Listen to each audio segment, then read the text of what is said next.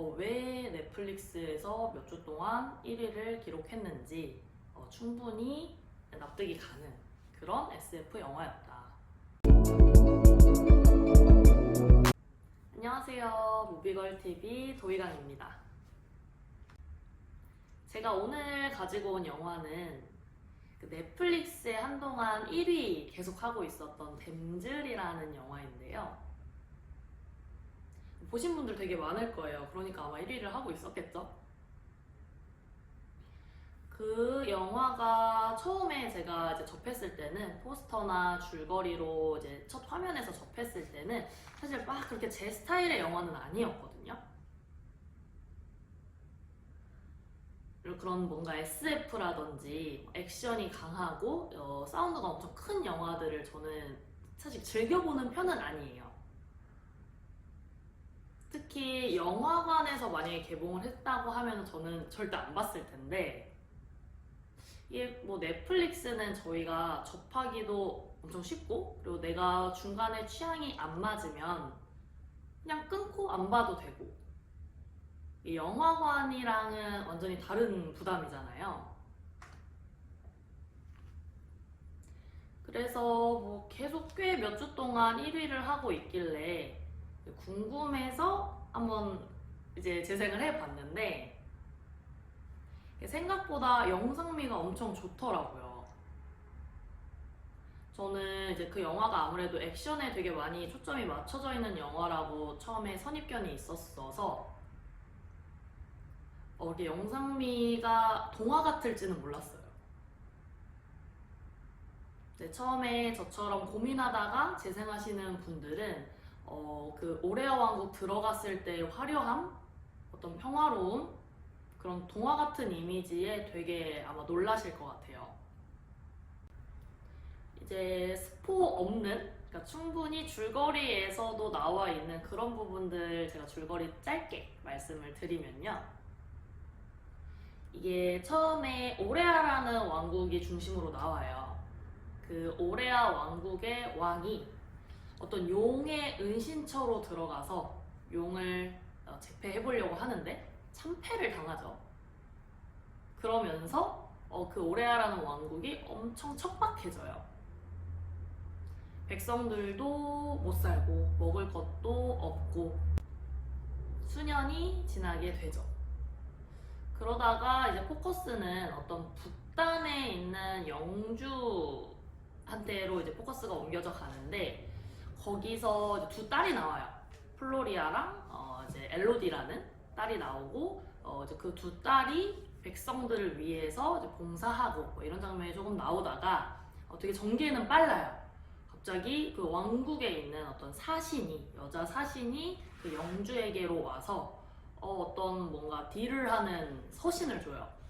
그 시간에 딱 마침 그 두 딸이 봉사를 끝내고 집으로 들어오고요. 보니까 그 왕국에 있는 왕자가 프로포즈 편지를 보낸 거예요. 얼굴도 모르고 전혀 생뚱맞은 이제 뭐 그런 분위기였죠. 그러다가 그 사신, 그 여자 사신이 엘로디를 딱 봐요. 얼굴 딱 보고 마음에 들었나 봐요. 이 정도면 괜찮다. 오케이를 해요. 저는 허락합니다. 라고 오케이를 그 왕국에 있는 사신이 해요. 그리고 이제 이제 영주 가족들은 그렇게 결정을 하고 그 사신과 함께 오레아 왕국으로 들어갑니다. 잠깐 끊었다 할게요. 그렇게 다 같이 배를 타고 오레아 왕국으로 들어가니까 거긴 완전 다른 세상인 거죠. 이때부터 영상미가 진짜 예뻐요. 막 꽃도 만발해 있고 화려하고 색감도 정말 다채로워요. 그때부터는 이게 뭔가 액션 영화인가? 아니면 동화 같은 이야기인가? 하면서 긴가민가 하면서 보게 되거든요. 그렇게 이제 왕국으로 들어가서 왕자를 만나요. 왕자 이름이 헨리예요. 헨리 왕자를 만나는데 마음에 들었나 봐요. 꽤 분위기가 좋아요, 둘이. 그래서 둘이 이제 손도 잡고 갑자기 데이트를 해요. 산책도 하고. 그러면서 조금 깊어지는 것 같아요. 서로 뭔가 속 얘기도 약간 하는 것 같고. 이때 엘로디가 큰딸이에요. 이제 약혼을 하게 되는, 결혼을 하게 되는 엘로디가 헨리 왕자한테 속마음을 좀 고백해요. 솔직하게 말하는 거죠. 나는 얼굴도 모르고 사실 어떻게 보면 팔려온 건데 내가 결혼을 결심한 이유는 우리 백성들을 위해서다. 내가 좀 먹여 살리려고 희생하는 거다. 그렇게 고백을 해요. 그러니까 헨리 왕자도 뭐 그닥 관감 없어 보여. 뭐 멋져. 뭐 이렇게 뭐 둘이 되게 분위기가 좋게 흘러갑니다. 그러고 그 다음 날에 이제 공식적으로 결혼식이 진행이 되는데요. 그 식을 준비하고 있는 여왕이죠. 왕자의 엄마. 거기서는 국왕이 안 나와요. 여왕, 이제 왕자의 엄마만 나오는데 이유가 있더라고요. 나중에 나오거든요. 어쨌든 왕 없이 여왕만 혼자 이제 막 식장을 디렉팅하고 있어요. 그때 엘로디의 새엄마가 와요. 왜 설정이 그렇게 됐는지는 모르겠는데 엘로디의 엄마만 흑인이에요. 흑인이고 새엄마라는 컨셉으로 나오거든요. 여기에서 큰 어떤 설정 이유 같은 거는 결말까지도 뚜렷하게 나오지는 않는 것 같아요. 그러니까 약간의 반전을 주기 위함이 아니었을까. 뭔가 새엄마라고 하고 뭐 결혼해야지, 네가 우리를 위해서 결혼해야지 이렇게 약간 푸시하는 모습들이 나왔을 때 저는 되게 형식적인 뭔가 그런 보편적인 계모로 나오겠구나 했는데 뭐 그런 건 아니었다. 그런 뭔가 약간의 반전을 주려고 하지 않았을까 싶은데 어쨌든 그 흑인 새엄마가 식장을 막 이제 감독하고 있는 여왕한테 와서 뭐 이런저런 뭐 친목을 다지려는 이야기들을 붙여요. 좀 이제 우리 이제 사돈이니까 뭐 이런 느낌이죠. 친하게 지내고 애들 잘 살길 같이 바래보자 이런 느낌으로 되게 친한 척을 막 해요. 근데 우리 이제 여왕님이 엄청 도도해요. 선을 딱 그어버리는 거예요.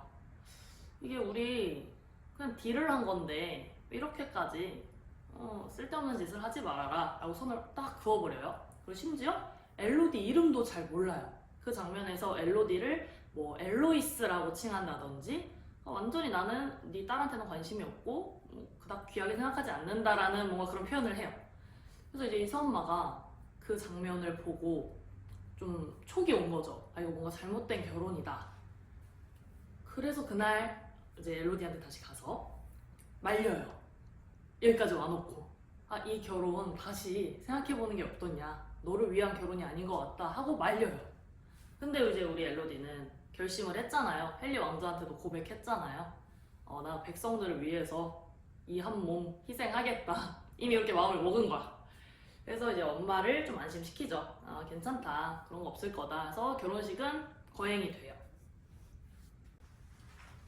되게 아름답게 막 축하받으면서 예쁜 장면으로 이제 결혼식이 거행이 되고 결혼식이 끝나고 보통은 허니문을 가야 되잖아요. 허니문을 안 가고 조상들께 인사를 드리러 가야 한다면서 우리 헨리 왕자가 엘로디를 끌고 마차에 태워서 어디 뭐 이상한 막 절벽 많고 산골짜기로 데리고 가요. 산골짜기에 도착을 했어요. 했더니 그 전에 나왔던 되게 예쁘고 아름다웠던 왕국의 모습이랑은 완전히 대비되는 이제 장면들이 나와요. 어둡고 다 검정색이에요. 검정색이고 동굴이고 사람들 옷도 되게 어둡게 나와요.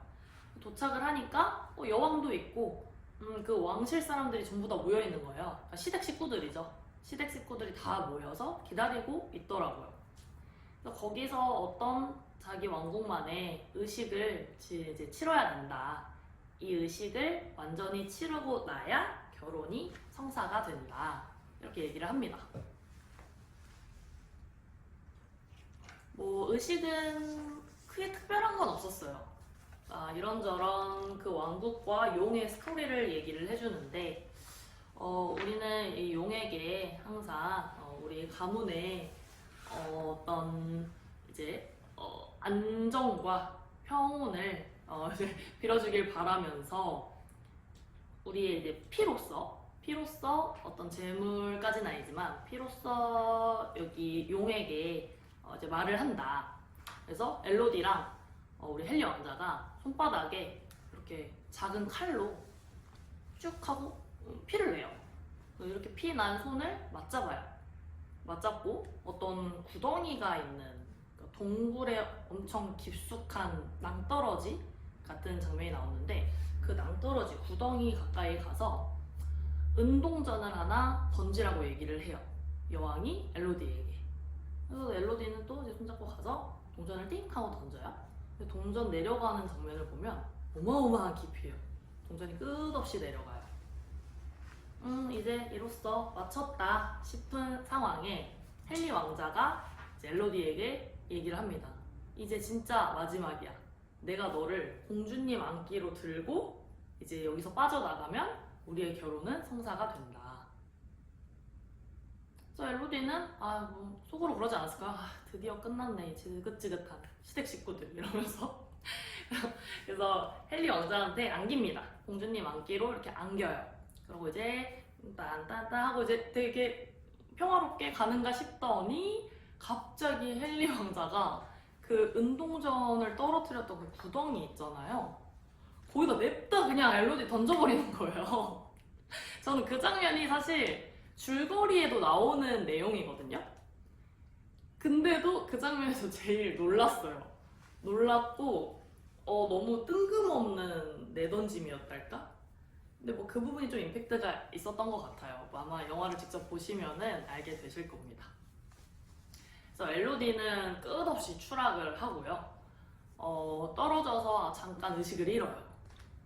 그리고 뭐 몇 시간이 지났을까요? 지나고 이제 엘로디가 정신을 차려 보니 자기는 이제 깨달은 거죠.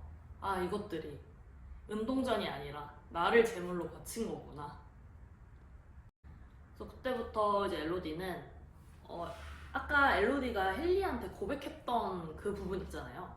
거기서만 봐도 알 수 있듯이 이 엘로디가 보통 여자가 아니에요. 보면 생활력도 엄청 강하고 책임감도 있고 뭐 되게 여전사 같은 사람이었던 거예요. 그러니까 잘못 고른 거죠, 제물을. 그래서 이제 엘로디가 난 어떻게든 여기서 일단 살아남겠다라는 이제 뭐 다짐을 했을 거예요, 아마. 그래서 열심히 막 파헤쳐 갑니다, 그 동굴 안에서. 그런데 이제 용을 또 맞닥뜨리죠. 용은 막 협박을 해요, 무서운 자태로. 근데 그 장면들을 이제 보시면은 제가 지금 말한 이게 이제 동굴의 시작이에요. 여기서 모든 액션들이 나오고요. 그리고 엘로디가 느끼는 뭐 어떤 그런 무서움, 두려움, 그리고 뭐 외로움도 있을 거예요. 그리고 가족들에 대한 뭐 미안함, 이런 모든 감정들이 이 동굴씬에서 다 나옵니다. 영화가 1시간 반이라면 거의 1시간은 이 동굴에 있지 않았나 싶을 정도로 영화에서 많은 비중을 차지를 하는데요. 결코 지루하지 않았어요. 근데 사실 뻔해요. 뻔한데 지루하지는 않았다는 거는 이 엘로디를 연기한 여주인공의 연기력도 분명히 한몫을 했을 거고요. 그리고 용을 표현한 그 CG나 용뿐만이 아니라 동굴 안에서의 어떤 크리스탈 고드름이라든지 뭐 발광하는 애벌레라든지 이런 신비한 것들이 꽤 많이 나와요. 그런 부분에서 전혀 이질감이 없었다. 우리 왜 되게 영화 재밌게 보다가도 CG가 너무 엉성하거나 배우의 연기가 한 번씩 너무 이질감 느껴진다 라고 느낄 때 흥미가 확 떨어지잖아요. 저만 그런 거 아니죠? 저는 딱 그런 장면 나오면은 그때부터 좀 집중도가 확 떨어지거든요. 뭐 어거지로 보기는 하지만 근데 댐즐은 그런 부분이 전혀 없었다. 사실 제가 액션이나 SF 이런 걸 많이 안 좋아하는 이유도 그런 부분이 많이 차지를 해요. 이게 어색하고 너무 뻔하고 지루할까봐. 근데 댐즐은 왜 넷플릭스에서 몇 주 동안 1위를 기록했는지 충분히 납득이 가는 그런 SF 영화였다. 그렇게 동굴에서의 이야기들이 아무래도 줄을 이룬다고 보시면 되는데요. 저도 그렇게 봤고요. 그런데 이게 또 반전이 있어요. 저는 이게 사실 되게 어떤 전설 아니면 정말 동화 같은 스토리다 보니까 결말을 누구나 예측하고 있을 거예요. 저도 그랬거든요. 결말은 무조건 권선징악이지. 이렇게 생각을 하고 봤는데, 너무 깊게 말씀드리면 스포가 될 것 같아서 조금 자제를 할게요. 물론 권선징악일 수도 있고요. 아닐 수도 있어요. 근데 제가 생각한 스토리는 결코 아니더라. 이게 반전이 있다고 했는데, 여기가 반전인가? 여기가 반전인가? 하시면서 볼 거예요. 생각하시는 그 반전이 아니거든요. 그래서 저는 댐즐은 꼭 한번 보시기를 추천을 해드리고요. 막 그렇게 각 잡고 봐야 되는 영화들 있잖아요. 어떤 좀 추상적인 영화라던가 철학적인 영화들, 그리고 이게 주변에서 다 그 영화 너무 막 명작이라면서 감독님의 뜻이 너무 무궁무진하고, 사실 그런 영화들 보기 전에 부담되잖아요. 댐즐은 정말 마음 편하게 밥 먹을 때나 뭐 이제 메이크업 할 때, 뭐 나가려고 준비할 때 틀어놓고 하셔도 충분히 스토리를 따라갈 수 있고 그 정도로 되게 편안하게 한번 틀어보시고 감상해보셨으면 좋겠다 하는 영화 중에 하나입니다. 그리고 저는 이 영화를 쭉 보면서 뭐 대단한 감상은 아닌데요. 제가 너무 재밌게 봤던 장면이 있어요. 이 동글씬 중에 하나인데, 우리 이제 엘로디가 열심히 용이랑 같이 전투를 하면서 뭐 이제 헤쳐나가는 이제 그런 장면들이 나오거든요. 근데 엘로디가 제가 봤을 때는 보디빌더 출신인 것 같아요. 엄청난 클라이밍을 보여주거든요. 클라이밍 아시죠? 암벽 타기. 이게 중간쯤 씬일 거예요, 아마.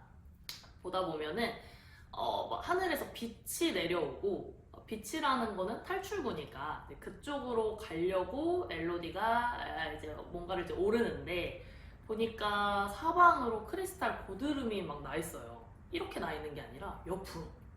근데 우리 엘로디는 이거를 잡고 타고 등반을 해요. 이게 등이 얼마나 좋겠어요? 저는 그 생각이 먼저 나더라고요. 그래서 그 장면이 보시면 알 거예요. 이거는 웬만한 남자들도 조금 힘들지 않을까. 나 이렇게 이름 언급해도 될까요? 괜찮아? 님이라고 했어야 되나? 여튼. 네. 그래서 저는 그 장면이 조금 재밌었다. 비현실적이지만 또 그런 요소들이 우리를 재밌게 해주잖아요. 그런 부분도 너무 재밌고요. 그리고 아까 말씀드렸던 것처럼 결말도 생각하신 결말은 아닐 거여서 꼭 한번 보셨으면 좋겠습니다. 제가 이 리뷰 초반에도 언급을 한 부분이긴 한데요. 전 댐즐 감독님을 제가 한번 만나뵐 수 있다면, 혹시 영상통화라도 할 수 있다면 이거 하나만 진짜 여쭤보고 싶어요. 왜 엘로디의 엄마를 새엄마로 설정을 하셨는지, 그렇기 때문에 새엄마라는 이질감을 주려고 이제 흑인으로 캐스팅을 하신 건지. 왜냐면 그 영화에 엘로디 새엄마 제외하고는 전부 다 백인이거든요. 이게 좀 궁금하더라고요. 저는 영화를 끝까지 봤을 때도 이유를 못 찾았어요. 혹시 이 설정에 어떤 심오한 이유가 있다면 그거는 조금 알고 싶네요. 네, 여기까지 이제 저 도이강의 댐즐 리뷰였고요. 사실 이게 저도 카메라 앞에서, 여러분이지만 저 혼자 막 떠들면서 리뷰를 해본 게 어색하셨을 수도 있어요. 혹시 제 리뷰에서 어떤 아쉬운 점이 있으셨다거나, 아니면 리뷰를 원하시는 다른 영화 아니면 작품들이 있으시다면 댓글로 남겨주시면 제가 꼼꼼하게 읽고 반영하도록 하겠습니다. 감사합니다. 그 장면이 너무 인상이 깊었어요. 왜냐면 포스터에도 나와 있는 장면이다 보니까 모든 배우, 유해진 씨, 김고은 씨, 최민식 씨, 이렇게 세 분이 다 이렇게 얼굴에 딱 문자를 줄줄이 쓰시고 되게 근엄한 얼굴로 계시잖아요, 포스터에도. 저는 그게 너무 궁금했거든요. 오늘 제가 가지고 온 영화는 안 보신 분이 없겠죠? 지금 한 달이 넘게 1위를 하고 있고, 아마 지금 여기 저를 보시고 계시는 구독자 여러분들 중에 제가 제일 늦게 봤을 것 같아요. 저 엊그저께 봤거든요. 지금 녹화일 기준으로. 진짜 늦게 봤죠. 저는 파묘가 그렇게 재밌다고 또 화제성도 컸잖아요. 무슨 인스타 유튜브만 키면 다 파묘 얘긴 거예요. 정말 정말 보고 싶었는데 꾹 참았거든요. 왜 참았냐면 제가 영화 리뷰어로서 할 말은 아니지만 영화관 가는 걸 별로 안 좋아해요. 이게 좀 웃긴 말일 수도 있는데 왜 기다렸냐? 저는 넷플릭스 빨리 나올 줄 알았어요. 그래도 한 3개월 정도 기다리면 나오지 않을까 했는데 이게 기세를 보니까 한 달이 넘어도 1위에서 내리지를 않는데 3개월은 무슨 이거 한 내후년에나 보겠다 TV에서는 해서 그 생각을 한 이후로 바로 달려갔습니다. 영화관으로.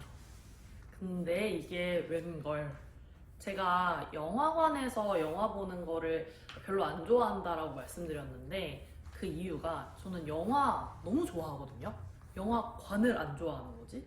이유는 이게 영화가 내가 기대했던 것과는 다르게 좀 재미가 없을 때가 있잖아요. 대부분 사실 많은 영화들이 그렇죠.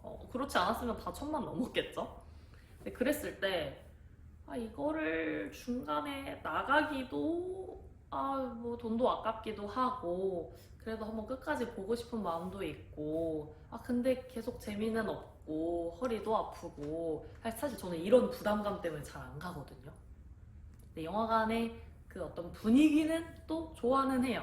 팝콘 냄새 솔솔 나고 콜라 먹고 뭔가 이제 그 영화 시작하기 전에 나오는 광고들도 유독 영화관에서 나오는 광고가 좀 되게 재밌잖아요. 유머러스하고 또 그런 분위기는 참 좋아하는데 어떤 그 앞전에 그런 이유들로 영화관은 안 갔거든요. 잘.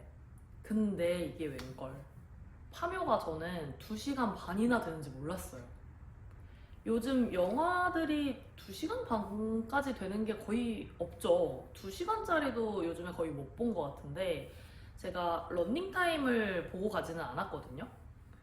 근데 끝난 시간을 보니까 너무 재밌게 몰입해서 봤는데 생각보다 좀 짧다라고 느꼈는데 2시간 반이 지나가 있는 거예요. 광고 시간까지 합하면 3시간을 그 앉은 자리에서 보낸 거죠. 그 정도로 너무 빠져들어서 봤어요. 처음에 시작할 때 이제 김고은 씨랑 이도현 씨가 되게 압도적인 비주얼로 나오잖아요. 그리고 또 제가 개인적으로 이도현 씨 마스크를 굉장히 좋아하거든요. 그래서 처음부터 지루하지 않게 너무 재밌게 빠져들었던 것 같은데 사실 그런 배우들이 주는 인상을 떠나서도 영화에서 초반에 내뿜는 포스가 엄청 강했다고 생각을 해요, 저는. 그렇기 때문에 그 초반에 하이라이트로 가기 이전 그 러닝타임 있잖아요. 그 부분이 전혀 지루하지 않았다. 오히려 어떻게 전개가 되려고 하는지 엄청 상상력을 많이 자극해준 그런 영화였어요. 그리고 저는 영화의 그 CG도 사실 나쁘지 않았거든요. 근데 같이 봤던 지인은 너무 CG 티난다. 우리 아직 우리나라가 CG 기술력이 안 되나 봐. 이런 얘기를 하더라고요. 사실 저는 이질감은 크게는 없었어요. 근데 이거 진짜 웃긴 이야기인데 그렇게 CG를 평가하고 되게 이렇게 아직 우리나라 안 돼? 이랬던 지인이 한번 큰 코를 다친 일화가 있는데 같은 파묘 이야기예요. 파묘에 나오는 이제 약간 쥐불놀이 같이 이렇게 막 엄청나게 큰 불이 이제 하늘을 뱅뱅 도는 그런 장면이 꽤 많이 나와요. 이제 그 장면을 보고 같이 이야기를 나눴던 거였거든요. 나중에 이것도 이제 기사로 봤는데 파묘에 나온 그 장면이 CG가 아니라는 거예요. CG가 아니다. 그거를 실제로 영화 제작진분들이 실제로 몸소 이렇게 돌려서 찍으신 거더라고요. 어째 저는 이질감 없었거든요. 괜히. 그래가지고 이제 제가 그걸 바로 캡처해서 보내주니까 머쓱해 하더라고요. 이게 그래서 영화를 보는 마음가짐도 되게 중요한 것 같아요, 저는. 이거를 좀 수준 낮네, 아니면 나 이 영화 꼭 보면서 비판해봐야지, 내가 뭐 허점 하나 잡는다 이런 마인드로 보면은 되게 즐길 수 있는 것들도 많이 놓칠 수 있지 않나. 실제로 그 친구가 영화를 보면서 이제 그 장면 때문에 좀 많이 지루해했었어요. 뭐 다른 이제 뭐 이제 싸우는 장면이라든지, 어떤 이렇게 장군이 이렇게 나타나는 장면이라든지 이런 부분에서도 괜히 너무 CG 티난다 이러면서 안 좋아하더라고요. 물론 이제 그 친구도 마지막까지 보고는 영화 너무 재밌었다, 시간 가는 줄 몰랐다 라는 평가를 했는데, 실제로 CG가 아니었던 부분이었다, 되게 자연스러운 부분이었는데 이제 또 이런 우리 마음가짐이 중요하지 않나라고 한 번 더 느꼈던 1화가 있었고요. 그 화림이가 미국으로 가서 봉길이랑, 이도현 씨죠? 봉길이랑 같이 미국으로 가서 저는 막 구슬하거나 바로 그냥 퇴마를 하거나 이럴 줄 알았는데 신생아가 나오더라고요. 그래서 그때부터 이제 영화가 시작이 되잖아요. 대대로 내려온 어떤 저주 같은 그런 살을 풀려고 이제 화림이가 그곳에 간 거였죠. 저는 이 이야기가 파묘의 한 스토리일 거라고 생각을 하고 영화에 계속 빠져들었던 것 같아요. 아마 스포 없이 영화를 보신 분들은 전부 저처럼 생각하지 않으셨을까 싶은데, 여기서 저한테 큰 충격을 준 장면은 첩장이라고 하죠. 저는 이 첩장이라는 단어 자체도 영화를 보면서 처음 들었는데, 이 관 위에 다른 관을 넣는 거를 첩장이라고 한다고 하더라고요. 그 장면이 아마 영화 중간부에 나왔던 것 같아요. 영화가 나는 이렇게 빨리 마무리가 된다고 싶었을 그 시점에 그런 장면이 나오면서 저는 어떤 생각이 들었냐면, 사실 평소에 저였으면 이거 또 한참 가겠네, 영화 안 끝났네, 영화 또 한참 가겠네 했을 텐데 너무 좋은 거예요. 이 영화를 더 볼 수 있다니, 스토리가 더 있다니 하면서 그 정도로 저는 너무 빠져들어서 봤거든요. 근데 이게 왜 인스타나 유튜브에서 그러니까 호불호의 논란이 있었는지 알겠더라고요. 딱 그 장면 전후로 호불호가 많이 나뉘고 있죠. 개인적으로 저는 호였습니다. 만약에 그 이후의 장면, 이제 안 보신 분들도 분명히 있을 거기 때문에 스포는 빼고, 최대한 빼고 이야기 드릴게요. 만약에 그 장면 이후에 스토리가 없었다면, 혹은 그런 스토리가 아니라 그 전과 같은 어떤 그런 무드로 계속 갔다면 잘 때 너무 무서웠을 것 같아요. 무슨 말씀인지 알죠? 이게 화장실 갈 때도 무섭고, 잘 때도 무섭고, 뭔가 집에 혼자 있을 때 너무 무서운 그런 단순한 귀신 이야기가 되지 않았을까, 공포 영화. 근데 그 이후의 스토리로 인해서 단순한 어떤 공포감만을 주기 위한 귀신 영화가 아니라 심오한, 또 어떻게 보면은 제가 한국사반 출신이거든요. 우리의 민족의 역사를 또 가미한 그런 또 이야기가 되지 않았을까 싶고, 덕분에 영화를 다 보고 나시면 막 그렇게 무섭거나 막 혼자 있기 너무 소름 끼치거나 이러지는 않으실 거예요. 오히려 그래서 공포영화 무서운 거 잘 못 보시는 분들한테도 충분히 추천드릴 수 있는 영화다. 저는 그런 점들 때문에 오히려 그 이후 스토리 너무 만족하면서 봤었다라는 감상이고요. 영화를 다 보고 나면은 이제 계속 그 영화에 대해서 저는 좀 생각을 하는 편이거든요. 하려고 하는 건 아닌데, 영화를 보면서 풀리지 않았던 제 의문점들 있잖아요. 영화에서는 충분히 소스를 줬을 수도 있는데 제가 모르는 것들이 또 있을 수가 있으니까 저는 항상 이거를 찾아봐요. 영화 다 보고 나면 이제 포털 사이트에 파묘 해석 이렇게 찾아보거든요. 근데 파묘는 충분히 그럴 만한 가치가 있는 작품인 것 같아요. 영화만 보고 그냥 재밌었다 끝 이렇게 하시는 것보다는 꼭 줄거리와 해석을 같이 한번 찾아보시면 되게 이게 이런 의미였다고 하는 풍부한 이야기들이 있거든요. 저는 그 중에 하나가 스포 없이 말하려니까 좀 말을 아끼게 되는데 하나만 이야기할게요. 무덤가에서 여자 머리를 단 뱀이 나오는 장면이 있어요.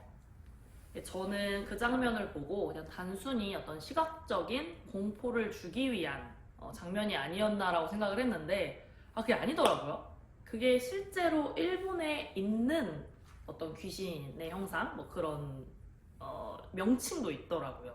이래 찾아볼게요. 이래 온나? 이래 나오 잠시만요. 파묘 뱀.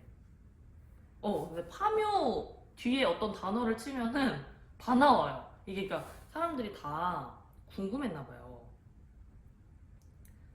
사람 머리 뱀.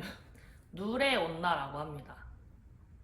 한 글자는 맞은 것 같은데. 네. 이 누레 온나라는 일본에서 내려오는 뭐 귀신이라고 하는데 저는 사실 사람 얼굴도 잘 못 봤어요. 영화 볼 때는. 제가 아마 놓친 것 같은데 이게 사람 얼굴이 아니라 저는 그냥 이렇게 머리카락이 감겨져 있는 그런 뱀으로 봤었는데 그것도 일단 아니었고 사람 머리를 한 누레 온나라는 뱀이었는데요.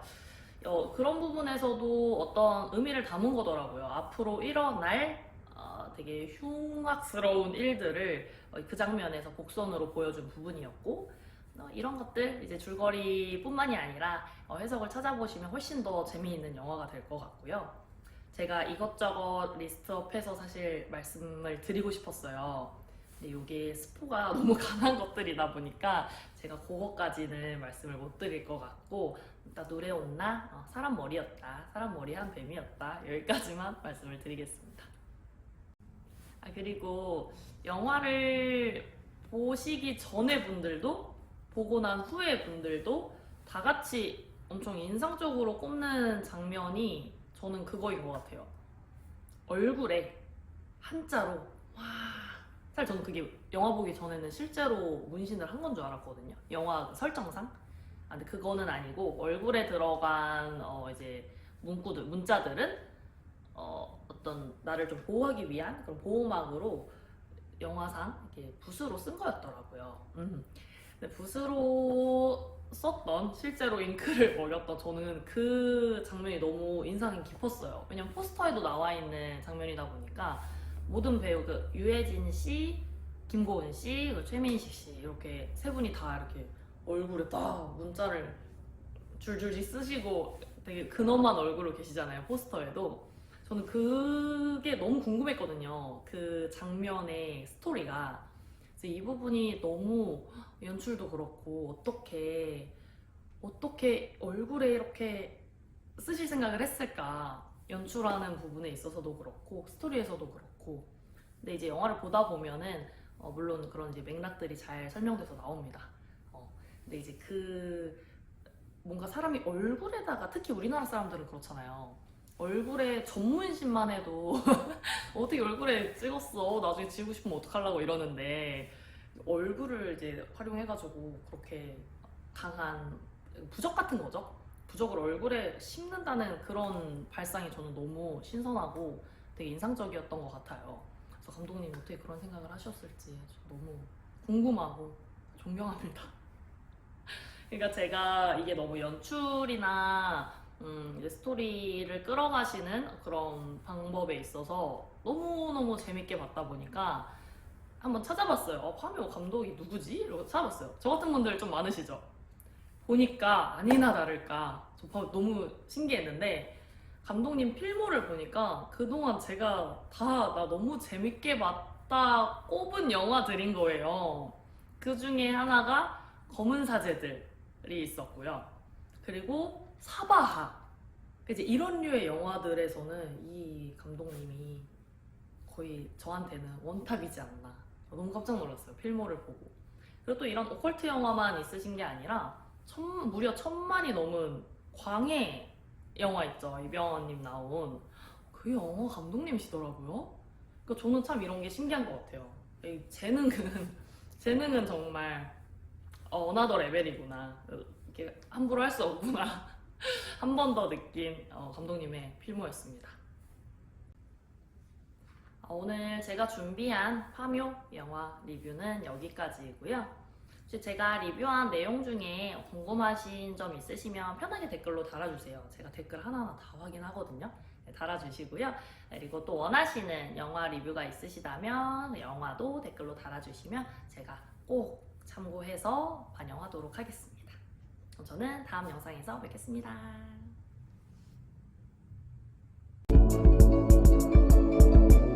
이 캐릭터가 좀 특이하거든요.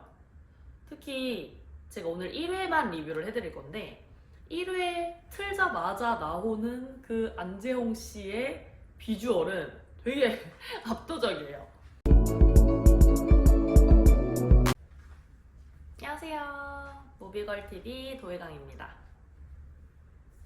제가 오늘 리뷰해드릴 건 영화는 아니고요. 사실 영화인 줄 알고 봤거든요. 시리즈더라고요. 그 화제의 넷플릭스 순위권을 달리고 있는 닭강정입니다. 닭강정이 넷플릭스에 오픈되기 전부터 화제였잖아요.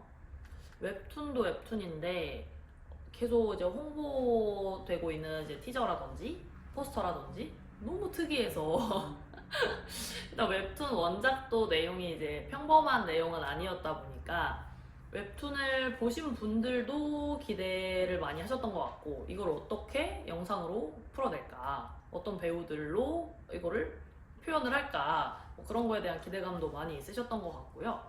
저처럼 원작을 모르는 사람들은 일단 안재홍이랑 류승룡? 재밌을 것 같은데? 싶은 생각이 들잖아요. 그리고 또 감독님이 몰랐는데 극한 직업이랑 멜로가 체질 감독님이라고 하시더라고요. 딱 이거 두 영화와 드라마를 들으니까 왜 류승룡 씨와 안재홍 씨가 캐스팅이 됐는지도 조금은 알 것 같기도 하고, 관계성이. 그래서 그냥 반신반의하면서 이게 진짜 재밌나 싶은 마음으로 틀어봤거든요. 그런데 그런 관계성 때문에 캐스팅하신 건 아닌 것 같았어요. 확실히 완전 그냥 그 캐릭터 그 자체. 물론 두 분 다 워낙 연기력이 쌀벌하기로, 워낙 잘 하시기로 유명하신 분들이지만 이 캐릭터가 좀 특이하거든요. 특히 제가 오늘 1회만 리뷰를 해드릴 건데 1회 틀자마자 나오는 그 안재홍 씨의 비주얼은 되게 압도적이에요. 좀 다른 의미로 압도적. 엄청나게 시선을 끌고요. 파란 조끼, 막 휘황찬란한 그 패션, 그리고 이 귀엽고 동글동글한 얼굴, 그리고 거기서 하는 너무 특이하고 시선을 뺏는 제스처들, 액션들, 이런 거에 처음에는 좀 되게 집중도 있게 봤었던 것 같아요. 안재홍 씨가 첫 장면에 그 엄청나게 튀는 비주얼을 하고 막 이렇게 노래도 부르고 혼자 이어폰 끼고 영화에서 이제 지하철 타러 가는 사람들, 버스 타러 가는 사람들, 출근하는 사람들 이제 그 북적거리는 거리에서 엄청 튀는 행동을 해요. 근데 이게 사실 보다 보니까 튀는 행동인지 잘 모르겠더라고요. 이어폰 끼고 흥얼거릴 수 있잖아요. 뭐 신나면 춤도 출 수 있고. 근데 언제부턴가가 아니죠. 우리나라, 저희 사회는 항상 그랬죠. 뭔가 그런 특출난 행동을 하는 사람을 정상이라고 보지 않는 것 같아요. 그래서 안재홍 씨가 영화에서도 그런 연출을 되게, 연출 연기를 잘 해주셨던 것 같은 게, 저도 영화인데도 배우를 보는 건데도 너무 특이하다 이런 시선을 뺏겨서 봤던 것 같거든요. 저 초반 연출력이 저는 너무 좋았다, 재밌었다. 그래서 이제 계속 봤죠. 열심히. 영화인 줄 알고 그때까지도. 그러다가 이제 류승룡 씨가 등장을 해요. 둘은 상사와 부하 직원 관계이고요. 어떤 모든 기계라는 기계를 취급하는 회사에서 일을 해요. 근데 딱히 뭐 하는 회사인지는 잘 모르겠는데 회사 이름이 모든 기계예요. 모든 기계를 취급하는 뭐 그런 공장? 회사? 뭐 그런 느낌이었던 것 같아요. 근데 거기에 생뚱맞은 보라 색깔의 한 스탠딩 에어컨만한, 그러니까 사람 키만한 그런 기계가 하나 있어요. 저거 뭐냐? 라고 이제 류승룡 씨가 물어봐요. 사장님이죠. 따님이 물어보니까 안재홍 씨가 저거 뭐 오늘 들어왔다. 새로운 기계 들어온 거다. 둘이 막 대화를 해요. 저거 어제 보냈다고 했는데 벌써 도착했다고? 약간의 복선이 있죠? 누가 보낸 건지 모르는 기계인 거예요. 근데 그런 기계가 있는 와중에 이제 김유정 씨가 류승용 씨 딸로 나와요. 김유정 씨가 막 등장을 해요. 닭강정을 들고. 이제 아빠랑 먹으려고 사온 거예요. 착한 딸이. 착하고 이쁜 딸이. 근데 여기서 이제 안재홍 씨가 밥을 먹으러 가지 않고 김유정 씨를 이제 같이 기다려요. 짝사랑하고 있는 거죠. 이때 같이 밥 먹으면서 얼굴이라 조금 보고 싶은 그런 마음으로 기다립니다. 그래서 이렇게 셋이서 같이 이제 닭강정을 먹으려는 그런 상황이 오는데 류승용 씨가 잠깐 화장실을 가잖아요. 그 사이에 이제 안재홍 씨랑 김유정 씨랑 이제 앉아가지고 이런저런 얘기를 막 하다가 우리 유정 씨가 그 특이한 보라색 기계를 본단 말이에요. 저게 뭐냐 물어보니까 안재홍 씨가 저거 이제 뭐 스트레스 해소에 좋고 좀 피로 회복을 도와주는 그런 기계인데 새로 들어온 거다. 그러니까 이제 유정 씨가 그럼 나 써봐도 되냐? 나 어제 14시간밖에 안 자서 너무 피곤하거든요. 이래요. 그러니까 영화에 이런 조그만한 유머 요소들이 계속 있어요. 계속 잽잽잽잽 계속 때려요. 그러니까 이게 되게 킬링타임으로 보기도 좋고 소소한 재미를 유발하는 그런 시리즈인 것 같더라고요. 14시간밖에 안 잤다고? 근데 이제 김유정 씨가 기계 안으로 들어가요. 들어가서 막 이제 뭐 기계가 막 움직여요. 어떤 버튼을 누르니까 되게 시끄럽게 막 웅웅거리고 진동도 있고. 안재홍 씨가 식탁에 앉아서 그걸 보면서 저 전기 연결 안 했는데? 하면서 이제 다가가요. 김유정 씨한테 지금 입으로 소리 내시는 거예요? 전기 연결 안 했는데? 이런 장면도 나오고 계속 잽을 때리죠. 그러다가 이거는 이제 스포가 아니라 영화의 줄거리이기 때문에 제가 여기까지는 말씀드릴게요. 그러다가 갑자기 이제 안재홍 씨가 다가오면서 손에 들고 있던 닭강정을 기계 앞에 이렇게 떨어뜨려요. 근데 기계가 이렇게 요만큼 얼굴 부분은 유리로 되어 있었거든요.